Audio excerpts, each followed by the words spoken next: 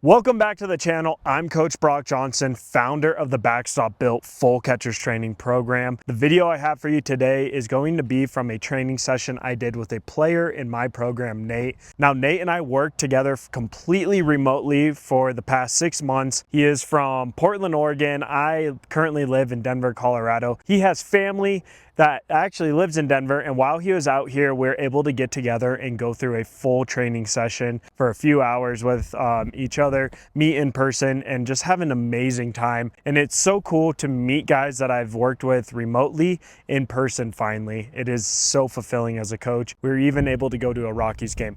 But this training video I have is going to be absolutely amazing for you to review to fix your receiving, specifically the timing of your glove load. I'm super excited to show you some live coaching so you can see exactly the process I go through with my players and how I'm able to help them. Since you're already here, please subscribe to the channel so you never miss a in-depth, valuable training just like this, and also give this video a like. But now let's get right into it. So biggest thing with you with receiving that I noticed, especially from when we worked 6 months together remotely, was you sent that one video of like you found your flow that one day. Remember that one? Yeah. I was like, that's very, very good. Yeah, where I was like going Yes. Yeah. And the biggest one we're trying to work on there was, I think that day you found your ideal timing.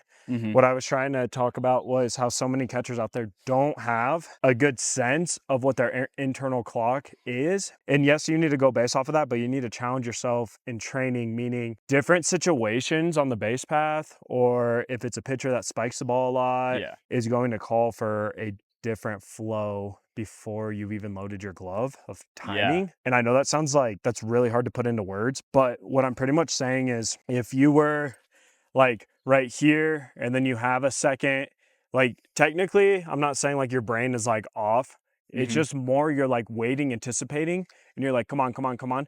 And then that is more of a chance when you receive to come up too early and then have to go back down and come up. What we worked on was I sent you a video from like that PBR showcase I did. Yep. And I was like here and I was like going down and waiting for like 2 seconds. And we really worked on doing my glove load down when the pitcher like separates his hands. Yes, and that's a good one too, for sure. That's definitely one of the things that you like now you know about yourself that you like to do for your internal timing. Now you can challenge that of like, okay, how can I go quicker off of that and try and get better? How can I go way slower and try and get better? Pretty much you just have to know your timing of when to ascend to the ball. No matter if you got here 10 seconds too early or if you got here a tenth of a second too late, you just have to know by the distance of the ball at the end of the day when to ascend to grab it and turn it into a strike. Yeah, I think we worked on like sometimes just being late, feeling like the ball's almost going to hit me and then just rip my glove up. Yeah, I think that's a good feel. Like, okay, so get into like a receiving position and like load your glove. Perfect. And then we're going to show an example of when people go too early. So let's say you've loaded your glove too early. Now you see the ball here. It's hard for you to stay patient because you've waited so long. So now start to ascend to the ball. And then now that's when you're almost fully extended before the ball's even got there. And then now you just do this motion fully extended in front of the blue. And he sees this a lot more than he sees if we wait and just bring it up in front of him. From the blue's perspective, is the more extension we get, the more it's easier for him to see. And if we're trying to trick him, we kind of want to be like promiscuous in that way of meaning like we don't want to show him too much, but we want to just get it in front of him to where he's like, oh, okay, yeah, he got it. He didn't bobble it. He didn't like go up and down. When you're fully extended and you go up and down, he sees that. That was one of the biggest things talking with you that we're trying to find was that ideal rhythm, timing within your receiving. Would you say that you like to go down and wait a second before going up? Or do you like to play around with like down, touch, and then up? I normally just like to like kind of get here, wait just a little bit and then go up. Like I'm not like where I'm like just touch and go. Yeah. I like to wait a little bit, but I don't try to be too quick with my glove load. Yeah. There's two timings I like to talk about within the receiving. One of them is the timing of actually how slow or how fast you drop your glove. Yeah. So this would be like 1/1000, 2/1000 wait, or this would be like 1/1000 boom. So that is a different timing compared to now once it's down, how long you wait. So let's say in this scenario, there's a guy who likes to go down quick, but Mhm. he also likes to hold for a while. So it would look like this: 1,000, 2, 1,000. So see how it was a quick load, but he Yeah. likes to wait? That's usually someone's internal clock who's like, they don't want to be late, so they like to get down as quickly as possible. And that means that you have to train just waiting a little more. The other one that I would like to talk about is a guy who likes to go down slow and then just tap and go right back. Yeah. That's how his timing is going to work. Yeah. That's what I'm trying to talk about with you. Which one do you feel most confident in? I feel like just kind of going down, not too slow, but not too fast, and just waiting and then going up. Like if I feel like if I go like this, go down, touch and go, I just feel way too rushed. Yeah. How do you feel rushed, I guess? I mean, I feel like it's kind of the same deal I do with hitting. It's like if if I feel rushed, I feel like I don't give myself a good chance to, I mean, in this case, put a good frame on the ball. Yeah. Okay. So like I like to be kind of like slower and early, and Yeah. then wait a little bit and then just go. I think that's one thing too that we're gonna want to train. And I think you probably are good at it because, dude, your moves from here to back into the zone are so lightning quick that if you fix that kind of like, I'm not gonna call it a mental hump, but that internal clock, Yeah. dude, you can realistically load your glove whenever you want as long as you get to that right position, because you are so lightning quick at just like boom right there. So realistically, like you could wait and just get down like even late, and as long as you got to the right spot to grab that ball, you could load whenever. Yeah. You know, it's a matter of like trusting yourself. So Mhm. I want to do a couple progressions with you that are literally going to be nothing crazy as far as the drill itself, but this is like focus work to just maximize your receiving timing that we're talking about. Okay. All right. Let's get rid of your mitt. And what I want to do here is just some bare hand stuff. So just different weights and then obviously regular baseball. But I like using plyos just because they're a little more Yeah. squeezable. What I'm going to be doing here, this receiving drill is not going to be anything like absolutely crazy to you. What we're doing is I'm going to mix in different timings with rolls and actually timing of when I go back to also the timing of when I roll. And I want you to mix in different timing of going down and then waiting. We're going to start with the first one I want you to do is try and go down quick and wait for at least 1,000, 2, 1,000, and then determine if the ball is like coming quick, if you need to wait longer, if you need to go quicker. So All right. we're literally just playing around with timing of how you feel. So let's just start with a regular baseball, and I'm just going to go down, regular motion, boom. Oh, dude. Is these two fingers. Okay. Now we're going to turn them like this and think like this is your claw. This is what has to get under. See, like that? Yeah. So I've it's always going to thought drag, thumb drag, under. drag. Well, thumb is under, but dude, if Yeah. your thumb only gets it, you're going Oh, to have to yeah. like go like this and then turn. Okay. We want to like thumb and have our fingers to the So, side of yeah. it. Okay. And then we're going to turn the thumb. Because realistically, what the thumb's doing is under, yes. But as we come through, it's turning sideways. All right. So I want you to really try and like see how that is. Okay, so I'm going to do regular speed. I want you to go down pretty quick in the hold. Ready? Oh. You're good. You're good. It's going to take a second to get that feel. Ready? Nice. Good. Ready? Quick. Hold, hold, hold, hold, hold. Good. So see how now this is that feel of like, we want to get down early. Maybe it's a fastball. We don't want to get beat.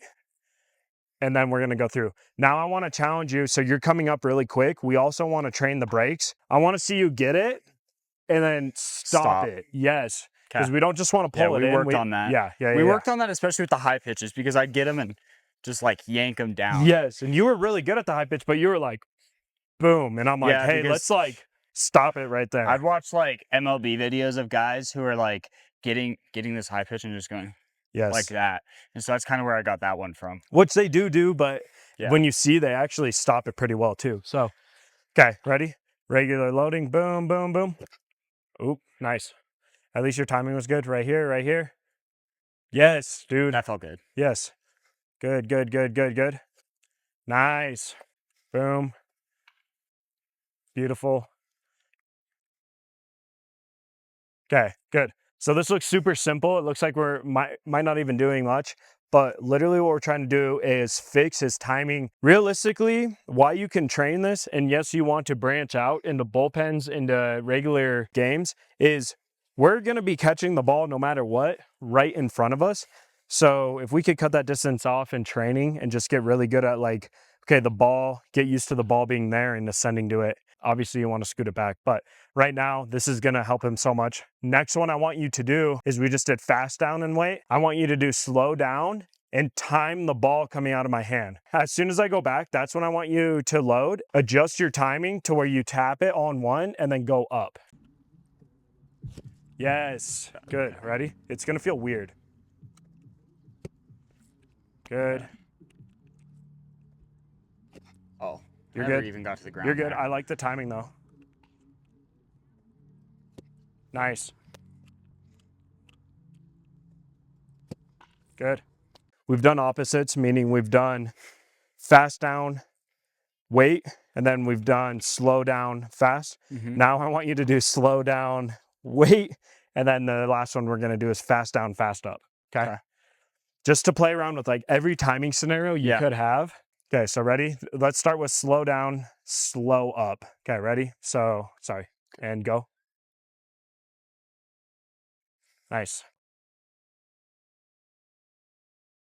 Nice. Okay, keep going. How does this feel right now? Does this feel like you're itching to like get the ball? Dude. See, that's that internal clock I'm talking about. It doesn't want you to wait. Ready? Boom. Ready? This is like some of the most powerful stuff you could do for your receiving right here. Boom. Nice. Okay. Now we want to do fast down, fast up. So you're literally gonna Just wait. touch and go. Yeah, you're gonna wait for your glove load until you know you have to go. Like Nice. that? Yeah, that was just a little too late. Okay. Nice. That one felt good. Yeah, do that again. Good. Okay, so that was really good adjustability. I messed up as coach. I actually threw it too slow, but see how he went down and then he waited to ascend until it was time for him to actually go to it. That was huge. That's what we want in all scenarios. Ready? Nice. Now I'm going to test you. Oh, good. That's the training we're trying to do for your brain right now, dude. That is the stuff. Good. Good. Money. How does that feel, dude? Feels quick. Feels Right? good. I know it may not feel like anything too crazy right now, but this is the stuff I'm telling you that is going to help you so much. Yeah. Okay. You could do this. We just did it with rolls, but you can mix this in with short hops and then scoot it back and have someone throw to you. And all you're doing is timing off them. They don't really have to change anything, the person throwing. If you're able to just pick a reference point of, okay, I want to be at a certain point once he breaks his hands, once maybe his front leg is down, find that reference point and then do your glove timing based off of that. How would you say your receiving has improved since, just working with me in general? Feels clean. I'm more confident stealing strikes. I mean, I couldn't really explain how I was before, but I just wasn't stealing that many strikes and I wasn't that confident with my moves. And now it's just like I have that adjustability. So no matter if I'm early, if I'm late, I'm still getting the right move down and I'm still at least putting a good enough effort to steal a strike. No, that's money, because in your in-game film that you showed me, no matter if it was a slow pitcher you had, a fast pitcher, dude, you were just getting it back to the zone so quickly. So that shows that like variable adjustability in all scenarios. Yeah, I That also is huge. felt like I had more adjustability. Like if I'm set up on the inside part of the plate and the pitcher misses a spot over here, I still felt like I was able to get it and still steal a strike. So for anyone watching this, pretty much what we're doing here is just maximizing our training time. Okay, so you have a certain time of training each day and it's like, what are you going to get done? How do you know you're doing it right? This is what we're trying to do. So we're not just going through rolls, we're not just going through the motions, we're not just going through anything like that. We're actually using his mental side of the game, his brain, to connect with his physical side, and we're putting in reps that are going to matter in game for adjustability. If you're a catcher who struggles for going up and down, things like that, this is what is going to fix this. A lot of stuff like this, doing it right. So Nate, thank you, man. Thank you for being the guinea pig. And this is awesome, dude. Yes, sir.